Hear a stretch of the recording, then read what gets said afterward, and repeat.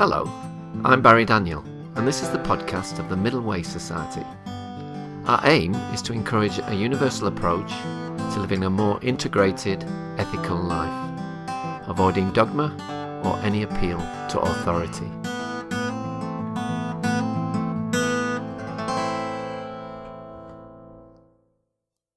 My guest today is Mary Searle-Chatterjee, who is a resident of the award-winning Lancaster Co-housing Project.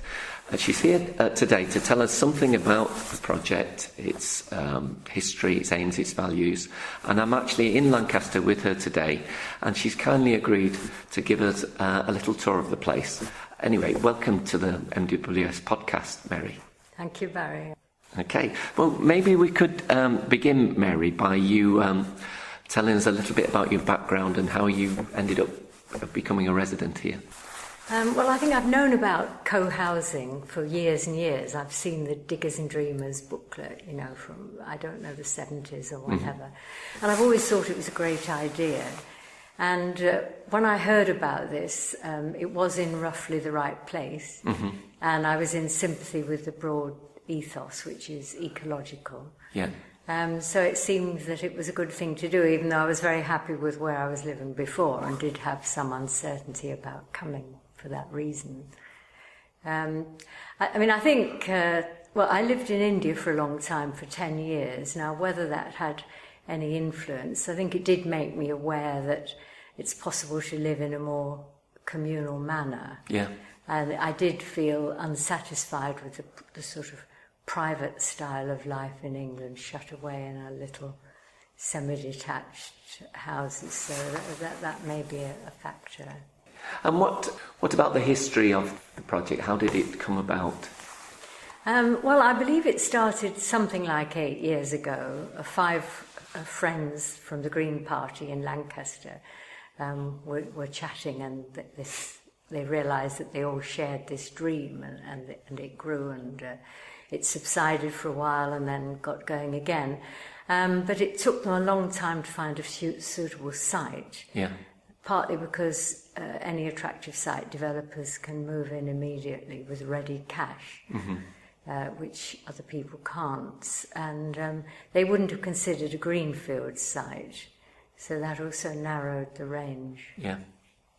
And how does a co-housing project, for example, differ from a more integrated community like a commune? Yeah, well, it's certainly not a commune. We all have our own homes, 1, 2 or 3 bed homes, and what you do in your own home is absolutely up to you. There are usually communal meals in the common house, perhaps 3 times a week, depending on someone volunteering. We don't have any paid service staff. Okay.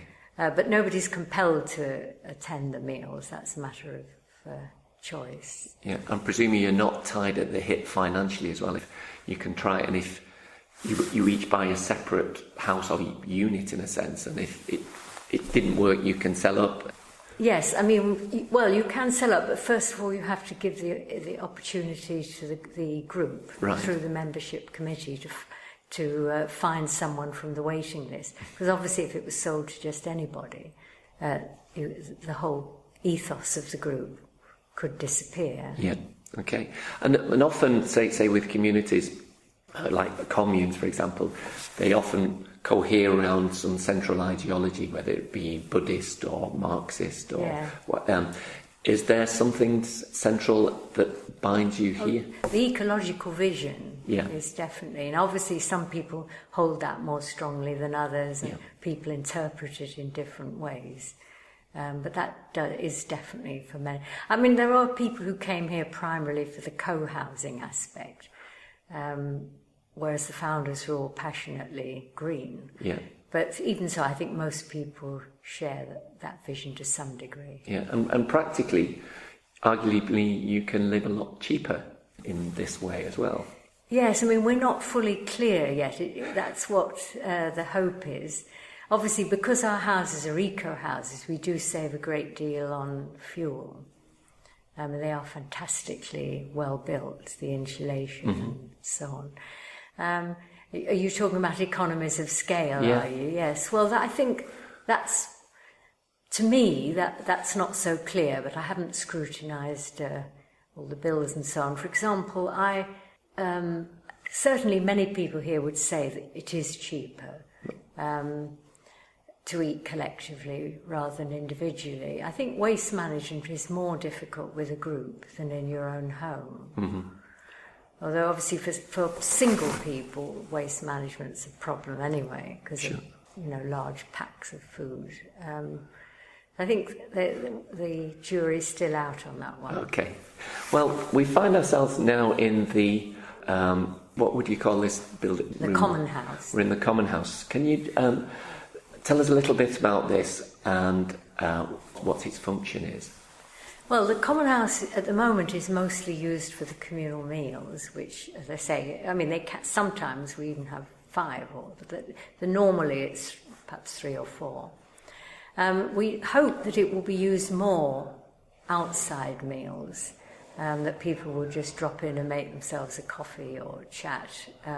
That's not happened as much as perhaps we hoped, but I think that is quite likely to happen in the future. Yeah. We do have newspapers here at the moment, and the hope is that it will encourage people to make use of it more outside meal times. Okay. So anyone can just come in and make a cup of tea whenever. Yes. And quite often people come in and have lunch from leftovers from the evening before.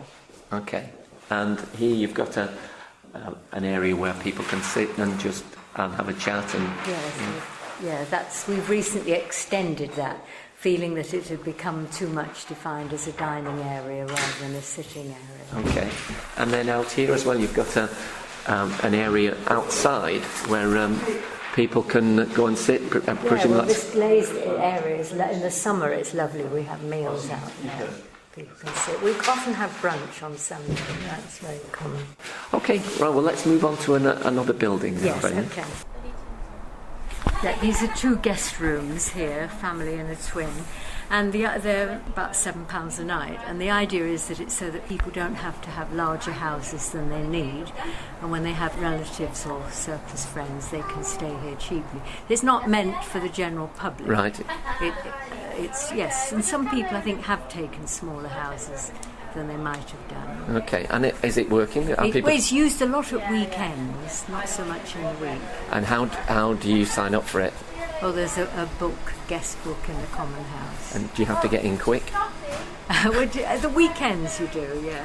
Okay, all right, then this building here? Yeah, this is the children's playroom. Everything's been furnished by our own cast-off, so... And again, how much is this used, would you say? This is used quite a lot, and it was deliberately situated near the common house so that people could keep an eye on it. Is it sometimes used a bit like a creche as well?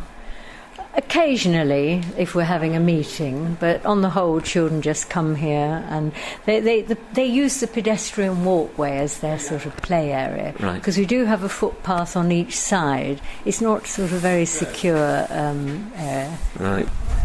Here are the notice boards and the post boxes. Okay. Yep. And we've got there 2 toilets for anybody. This is where we store perhaps furniture and stuff. And we have recently. Would you like to see inside? Yeah. This is a recent. We have our own food store cooperative. And they're recently trying to extend it into taking more vegetables. Okay. At the moment, I think that's not quite happened. But this is from a local organic farm. Right. And it's stuff delivered regularly. And those are the keys for the car club. Okay. So could you tell us a little bit about that? Yes. The philosophy was that we wouldn't have individual cars. This turned out to be much more difficult than people had anticipated, mainly because we're 3 miles out of the city, and although there is a bus service and an off-road cycle route, it's a lot more difficult than it would have been for a city centre. So how many people live in the community altogether, roughly? Well, I think there are 41 homes, about 78 people or something like that. Okay, and how many cars have you got in the carpool? I think the total number's about 11. Okay, but again, that's... Which I think is very impressive. Now, some people were very disappointed and had hoped it would be less. Yeah. So they did the group did find that they had to allow certain people to keep cars because they had special circumstances, perhaps either jobs that required long, difficult commuting journeys, or elderly, frail relatives who lived in out-of-the-way places. Sure, yeah. But like, say, for example, if someone wanted to go up to the lakes for a walk or something, then they would just hire it out? They would have to book in, and normally they would get one. Just occasionally they might, if they'd left it too late, they wouldn't. And when you buy into the project, do you actually buy, in effect, one of those 11 cars as well? Well, I'm not in the car club, for example, because but most people are, so that is a choice. Yeah. And the cars are divided, the 11 are roughly divided between those in the car club and those that are, well, I think the figure is probably increased now, those that are linked to individuals. Okay, and what do you use for transport then, Mary? Well, I mean, I haven't had a car for many years. I didn't enjoy driving anyway. Well, I usually go into Lancaster on the cycle route. Right. That's fine, except perhaps on dark winter evenings. Yeah. There is a half-hourly bus in the day and an hourly bus in the evening. And how long does it take you to get into the centre of... It's quicker by bike. Yeah, how long? And even going quite, say, 20 minutes. 20 minutes? Some people would be much quicker than that. You know. That's brilliant. I go along quite slowly. Okay. Now, this is the food store, which takes a lot of work from the people who organise it. Yeah. So it's this comes from Suma, and so that the advantage is, well, it's very useful because we live far from good shops. Yeah. But it also makes it easier for us to buy organic, fair trade, and such goods. Yeah. So it's a tremendous bonus to the community. And so this is basically the village shop in effect. Yeah. And how do people buy stuff here? Do you have a shopkeeper, or is it self-regulated? It's all self-regulated and works on trust. And you write in a book what you've purchased, you put your money, take your change, and you weigh it yourself. Okay. And then in terms of the communal meals that people eat together, how is that organised? Well, from the point of view of the food purchase, some of it will be taken from here. Yeah. Some of it will be purchased from elsewhere, because until recently we've not had a lot of vegetables, just carrots, onions, potatoes. That's going to expand. Okay. Yes, it's all voluntary. The expectation is that everybody would cook once a month and wash up once a month, and that there would be usually 2 cooks and 2 washer-ups. But the whole thing is being rethought at the moment. There's been a big meals review because it's been a complicated issue to work. Okay, and what type of fare do you tend to offer? Are there any policies there? Yeah, well, the agreement from the beginning, and we all signed up to this, that it would be vegetarian with a vegan, always with a vegan option. Mm-hmm. It's tended to be mainly vegan meals, sometimes with a vegetarian option. Okay. And there is debate going on about to what extent we could take meat in on designated days with advanced warning and so on. Okay, and then you mentioned that people volunteer, say, for cooking, etc. Yeah. Within the community itself, do you need to commit to a certain number of hours support for the community? Well, the expectation was that we would all do 3 hours a week. Yeah. Now, many people do far more than that. There again, that is a difficult area where there are all sorts of different views. I mean, what counts as work, for example? Some things that I would class as work are not classed as work, and how much is it work if you enjoy it? Yeah, it's your hobby, or is it only work if you don't enjoy it? So but it's an ongoing process of working it out, and I think it's inevitable that there will be, debates and conflicts over this. All right. Well, let's move on to the next place then. Okay, now this is the laundry.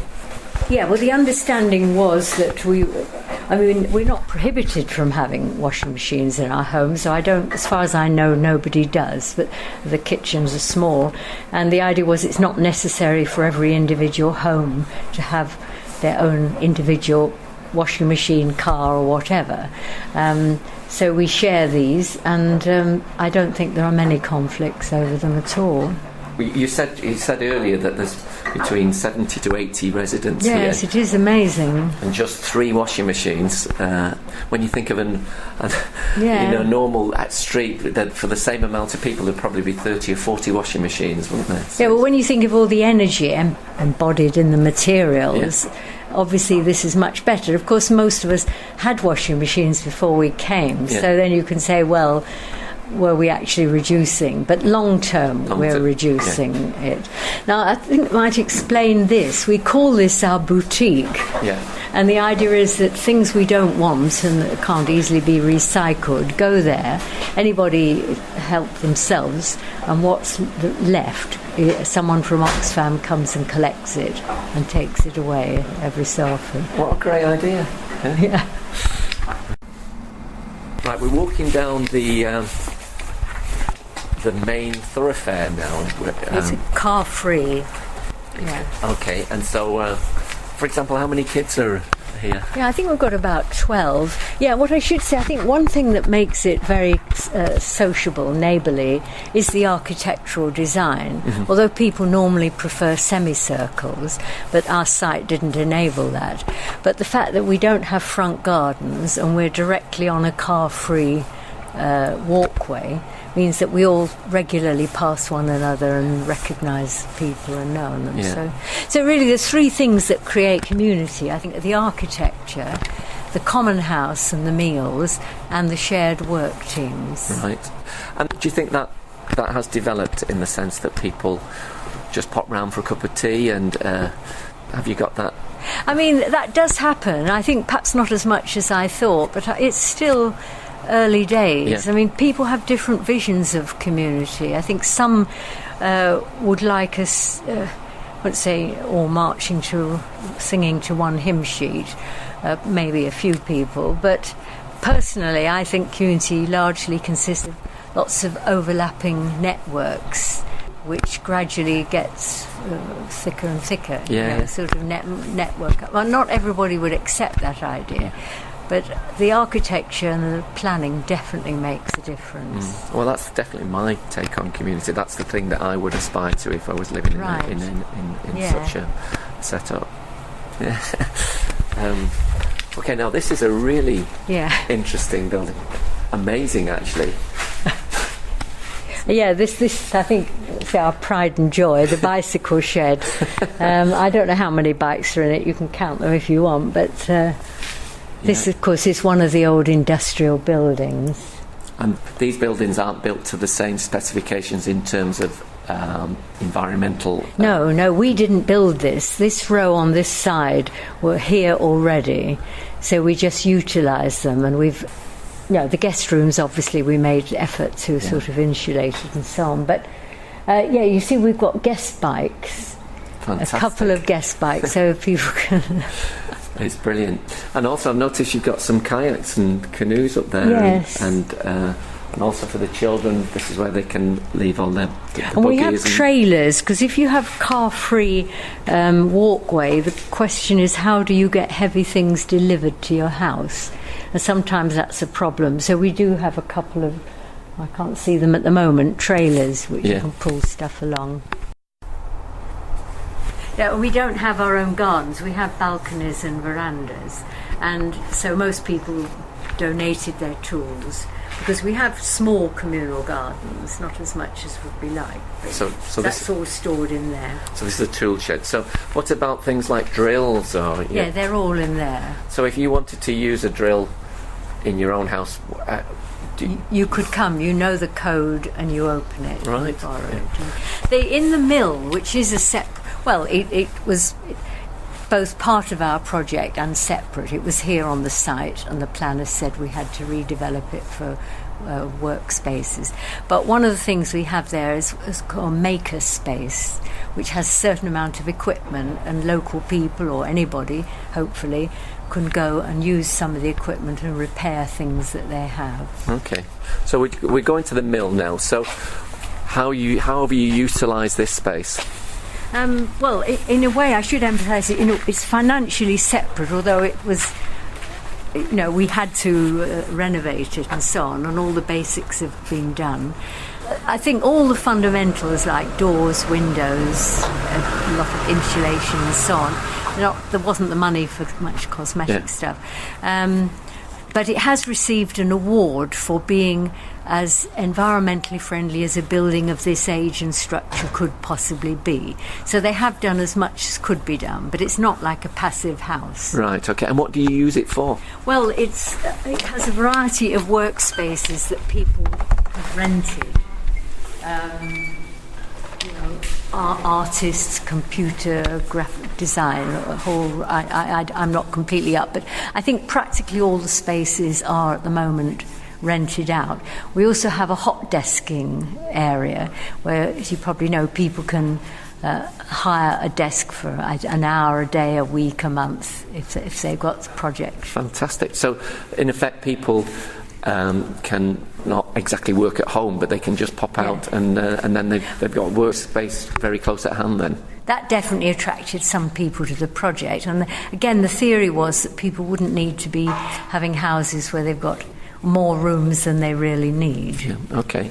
And then this here is the building that houses... is the wood chip, or the whole, is the wood chip boiler. Oh, okay.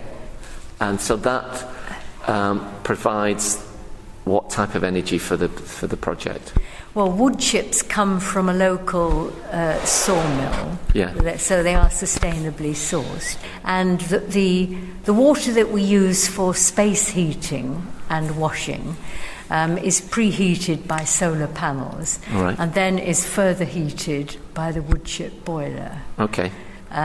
So the wood chip boiler, by my standards, is fairly high tech. You know, I mean, it's whole sorts of meters and screens and so on, which have to be checked. Yeah. But the wood chips are delivered down a hopper through from the sawmill. And then, in terms of, for example, heating bills, I mentioned this earlier.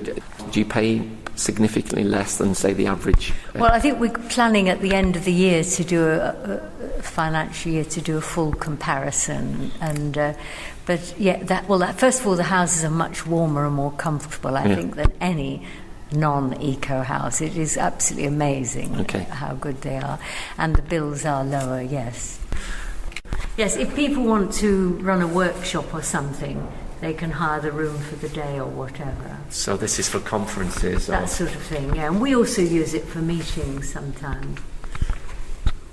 We're now walking by the river. You were just saying that living together can be really creative. Well, living together, obviously there are problems and conflicts, as there are any kind of human beings living together, and maybe possibly even more.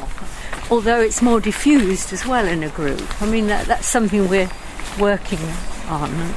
But I think it can be, can be creative with living in close quarters with lots of people who have ideas about things. Yeah, and how does that creativity manifest itself through that? Well, obviously the people who initially got it going, this thing itself was a very creative enterprise. Of course, yeah. And lots of people are involved in all sorts of different things. They've been quite actively involved in the barn, the broadband for rural areas. Oh, no, right. No, but they're just part of a larger group. So I can't really call that creative thinking. That's involvement beyond the community. The hydro scheme, yes, I can't particularly think of... I just believe it in general. But, it's the first year we've all been settling in. Yeah. Lots of people have had new jobs, living in a new place. Yeah. So I think perhaps that's a statement of faith more than something that I can directly prove. Sure, and it's such a beautiful setting. We're walking down by the river. Yeah. And so your house just looks right on. I know. It's gorgeous. You're incredibly lucky. Yeah. And then you mentioned the hydro project, are you trying to actually generate your own electricity here? Yeah, well, the hydro project was conceived by the village community group jointly with this group. I mean, the two, it couldn't have been done, I think, without either. Yeah. And the funding has been raised by, public offering shares outside the stock market. Okay. And we already produce quite a lot of our electricity, but by the end of this year we should be producing all of our electricity and selling the surplus to the grid. We won't be off-grid. Okay. But we will be with the partly hydropower, the solar panels I mentioned to preheat the water, and PV panels on many of the roof. You see them from other angles, but several of the terraces are covered in PV panels. Okay. So they create electricity. So you're virtually self-sufficient then? Well, but we're not off-grid. You're not off-grid now? No. You mentioned but earlier... we will be self-sufficient, yeah. Yeah. You mentioned earlier... we were talking about creativity in a community, but obviously people living together, there will be conflict at times. Of course, yes. So have you got any strategies set up to deal with conflict? Well, we have all sorts of committees and lots of meetings which to deal with that. This is an area we are really working on at the moment. Okay. So it's early days to say that. I mean, there's certain areas, apart from normal sort of problems of neighbourly living, which are not particularly great here at all. Yeah. I mean, the neighbourliness is quite fantastic and wonderful.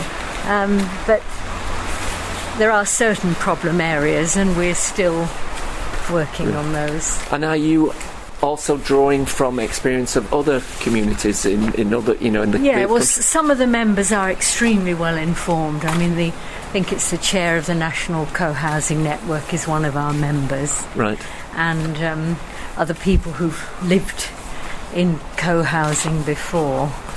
So, yes, there's a lot of uses made of research and writings about other co-housing schemes. Okay. It doesn't mean that we can sort of just solve all our problems, but right, this is where I am. Right, so we're just outside Mary's home now. Now, eco-passive housing, which came from Northern Europe, the word passive implies that most of the heating is just from the natural sun coming in. We are south-facing. Okay. Coming in and then not being able to escape easily. Yeah. So it's the south-facing, triple-glazed windows, extremely thick walls. What is the material of the walls made of? Yeah, well, we haven't been able to use natural materials in all cases because it would be more expensive. Yeah.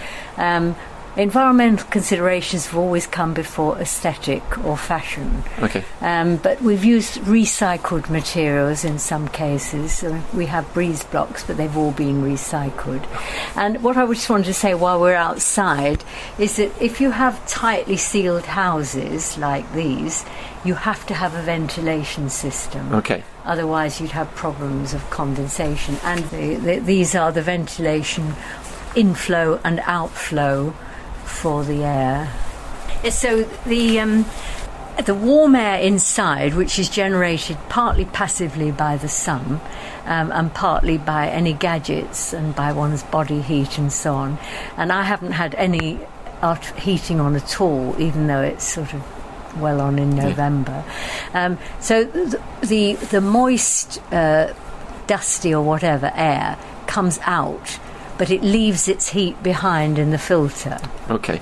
The fresh air going in picks up that heat as it passes through the filter. Right. It's so clever. But this is fairly new technology in the UK, but this has been around for many years in the continent, in Germany and Scandinavia, hasn't it? Yeah. I mean, it is really a tragedy that not everyone can have an eco house. Yeah. Because it's not just that they're so warm, but the air feels very fresh. Yeah, well... They are very nice to live in. We're incredibly privileged, really. I mean, we are incredibly lucky to live here.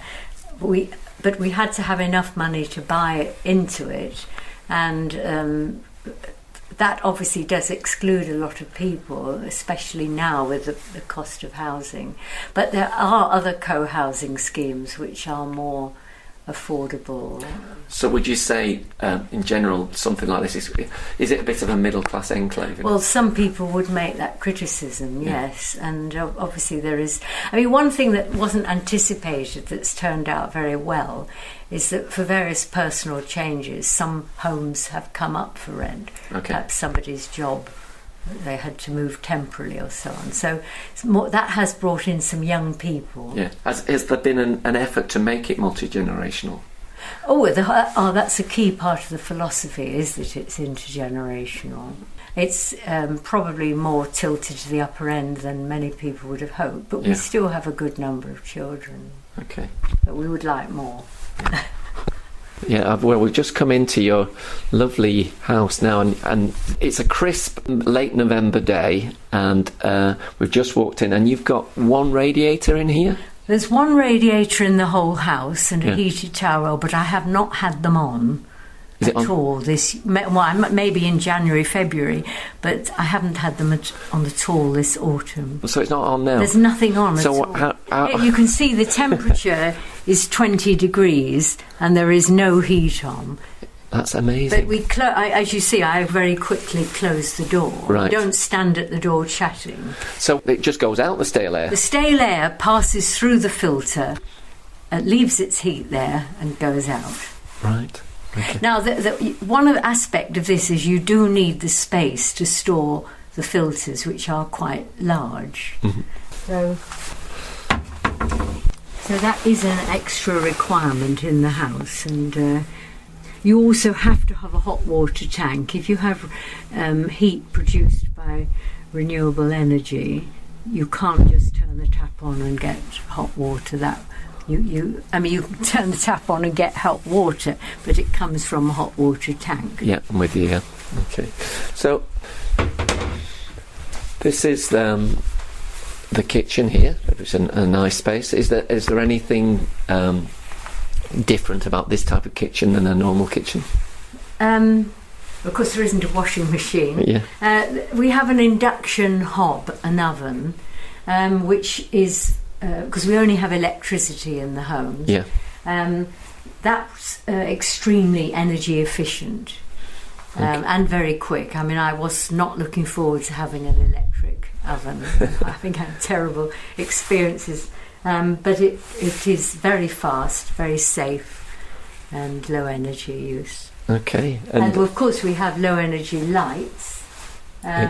And I said triple glazing. Before we were allowed into the house, they had to have 15 air tightness tests. Wow. So there shouldn't be even a pinprick of a hole through which air can move. And are there any compromises that have to be made in terms of storage space? I mean, for example, do you have attic space? We don't have attic space. I don't know whether that's anything integral to passive housing. No. I don't know. I mean, obviously, eco houses can be of any size. They can be large mansions. Yeah. These are not. The site was fairly constrained, though. So, what are the options here at Lancaster? So this is how many bed? Yeah, well, I'm afraid I don't fit the philosophy. I have a bigger house than really I should. I have a 3-bed house, but I do, like most other people who have a larger house, make my spare room available. If somebody sends around an email saying that they need rooms for guests, if it's convenient, I offer up my room. Oh, that's great, yeah. And yeah. Do you also have other initiatives like that? For example, there's a librarian in the community, and everyone can offer up a certain number of books that they're comfortable lending out, and she has a database. Is that of our? I don't think we have. It's perfectly feasible. We do have a database of DVDs that people have. Okay. But we haven't progressed a lot. But we do occasionally have communal film showings in the mill. And do people have gardens? Yeah, we just have terraces and verandahs, and there are quite some small communal areas, but the group was very disappointed not to be able to get somewhere with land where they could grow. Yeah. But I think between the members there are 11 allotments, some of them nearby, very nearby. But this being an industrial site, the soil is polluted, most of it. But we have a little orchard. Oh, right, okay. So, and we have woodland. Yeah, and do you use that for... Well, there are all sorts of plans, but obviously people have been very busy. I mean, the question of coppicing. We do have a wood burner in the common house. Yeah. And who knows long term, might there be beehives or chickens? Who knows? Right, so this is your lounge here, and as I say, what a wonderful view. You've just got the river. I mean, this was, I should say, it was a brownfield site. It was a bankruptcy site. That was how we got it. And the site was a very difficult one, which, because it close to the river, creates all sorts of problems. You can't have reed beds or compost toilets if you're near to a river. Mm. And the linear design. But the one good thing about the site is the south-facing. These are the connected to the I said the ventilation system. Every room has one of these, and this is my solitary radiator. And what about water saving, Mary? We do, all our taps are low flow, and our toilets. I'm not personally completely sure of how good that is, but again, it may be just an adjustment problem. We have showers, and the baths have been deliberately made very small so that we can't use excess of water. I don't have any problem with that. I know some taller people do, but I think water usage is much lower here now. I have noticed that a dramatic change in my water bills. And these stairs have been designed with forward planning. They're called lifetime houses. I think that the idea is that it should be possible to live in them even if you become frail or whatever. So I understand that there's something to do with load bearing in the roof. One could have a lift made there. Right. And I'm told that they're all wide, so that the door widths enable wheelchairs. And I'm told that the wall structure is strong enough to take, chair lifts. Chair lifts as well, yeah. That's great. Okay, how long have you lived here now, Mary? About 18 months. And has it been a good move?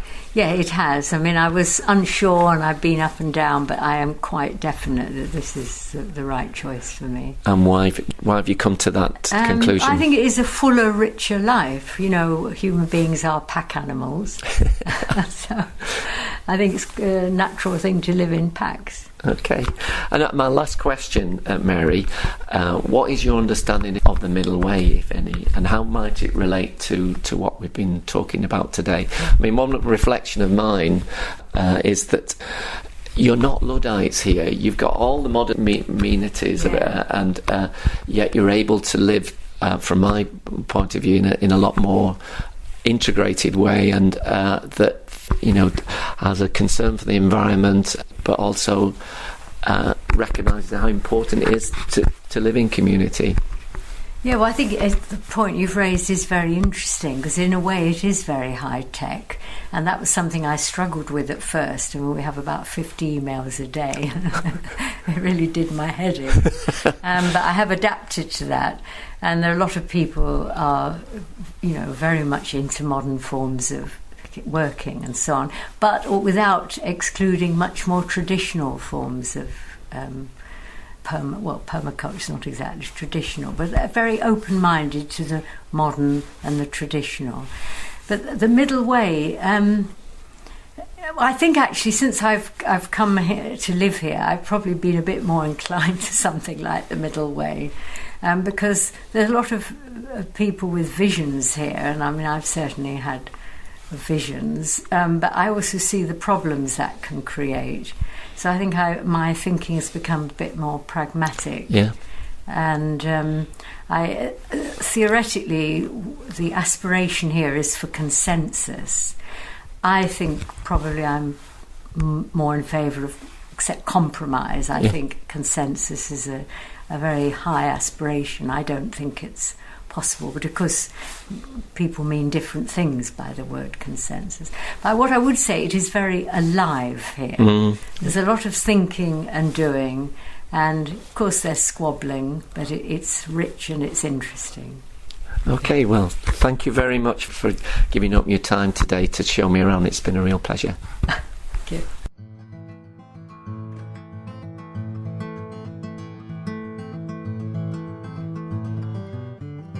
You can find out more about Middleway philosophy at www.middlewaysociety.org.